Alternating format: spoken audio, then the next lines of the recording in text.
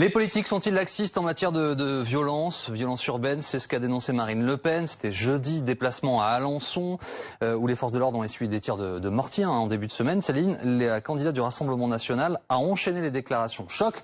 Évidemment, c'est pour ça qu'on est là, vous les avez vérifiées. Et on va écouter la première déclaration sur le profil des délinquants. Je vous le dis très clairement et très nettement, 95% de la délinquance de rue est le fait de l'immigration, soit d'immigrés, d'étrangers, soit de gens issus de l'immigration. Et on va rejoindre Alexandra Gonzalez, chef adjointe du service police-justice de BFM TV. Ces propos sont-ils justes, Alexandra ?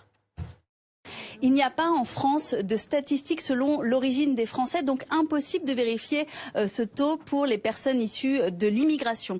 On a demandé à l'équipe de Marine Le Pen comment ils obtiennent ce pourcentage et ils nous renvoient vers un rapport datant de 2019 du ministère de l'Intérieur sur les vols et violences commis dans les transports en commun. Et dans ce rapport, effectivement, un chiffre y ressemble, c'est celui de 93%. 93% des vols commis dans les transports en commun en Île-de-France sont le fait de personnes de nationalité étrangère. Le ministère explique cette surreprésentation par des pickpockets qui agissent en bande organisée dans le métro parisien. Mais le métro parisien ne représente pas toute la délinquance de rue en France. Non, on ne peut pas dire que 95% de la délinquance de rue est liée à l'immigration. C'est ce qu'affirme aussi Jean-Baptiste Perrier. Il est directeur de l'Institut de sciences pénales et de criminologie à Aix-Marseille et il nous explique pourquoi. Ça ne correspond à rien du tout. 95%, il faut bien le dire, excusez-moi, c'est absurde. Ça n'a pas de sens de dire 95% de la délinquance serait liée à l'immigration. Et lorsqu'on sait que la part des étrangers en France représente 7,5%, on ne voit pas comment on pourrait avoir ce rapport. 95%, c'est vraiment, encore une fois, je veux dire, c'est absurde. C'est vrai que sur la voie publique, on a plus d'infractions commises par des personnes étrangères que dans d'autres hypothèses. Ça s'explique par le fait simplement, notamment, que les personnes étrangères sont souvent sans domicile et la délinquance n'a pas de nationalité. Encore une fois. Deuxième déclaration de Marine Le Pen à propos du profil des délinquants. Les auteurs sont de plus en plus jeunes et j'en veux pour preuve ce que m'ont dit les policiers. Vous voyez, ils ont eu le temps de me dire ça, me dire que évidemment ils étaient très inquiets car les délinquants sont de plus en plus jeunes. 13 ans, 14 ans, vous comprenez bien que tout ça ne présage un avenir plutôt sombre. Et pour vérifier, on va rejoindre Alexandra. Alexandra, les délinquants sont-ils de plus en plus jeunes, comme l'affirme Marine Le Pen ?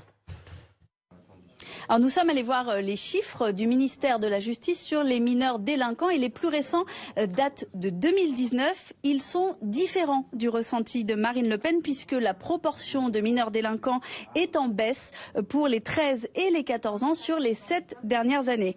Par exemple, la part des mineurs de 13 ans parmi tous les mineurs délinquants est en baisse de 13% entre 2019 et 2012. Marine Le Pen affirme également qu'il y a en France des zones de non-droit, Céline. Oui, on l'écoute. Je pense qu'il y a évidemment, je vous le redis, toute une série de mesures à mettre en œuvre, rétablir l'autorité républicaine, permettre aux policiers et aux gendarmes de pouvoir rentrer dans ces zones de non-droit qui se multiplient sur notre territoire. Vous avez entendu ces délinquants dire on est chez nous, on est chez nous. Comme si c'était des zones non plus de non-droit, mais de non-France, où la police et les pompiers n'ont plus le droit d'entrer. Eh bien, lorsque je serai présidente de la République, les policiers, les gendarmes et les pompiers rentreront absolument partout. Alexandra, y a-t-il en France des zones de non-droit où les forces de l'ordre ne peuvent pas entrer ? Nous avons interrogé plusieurs policiers, 2 en région parisienne et 1 à Marseille, et tous nous tiennent à peu près le même discours. Il n'y a pas de zone de non-droit, nous allons partout mais pas de la même manière. Dans certaines zones, nous prenons beaucoup plus de précautions qu'ailleurs où nous n'y allons pas tant que nous ne sommes pas assez nombreux, nous disent-ils.